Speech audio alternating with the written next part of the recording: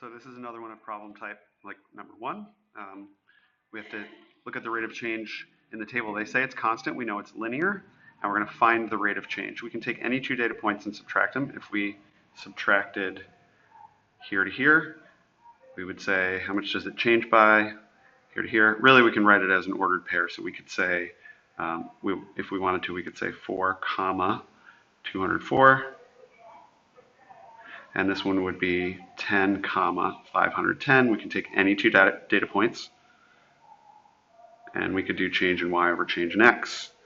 And if we wanted to say that's x1 and y1, that's x2 and y2, then y2 minus y1 would be 510 minus 204 over x2 minus x1, 10 minus 4, that would be over 6. And when we subtract that, we would get 306 over 6, which when we divide, we would get 51 over 1, or just 51. So you're essentially saying, if you drive 4 hours, you go 204 miles. If you drive 10 hours, you go 510 miles. And what we're getting is a 51 over 1.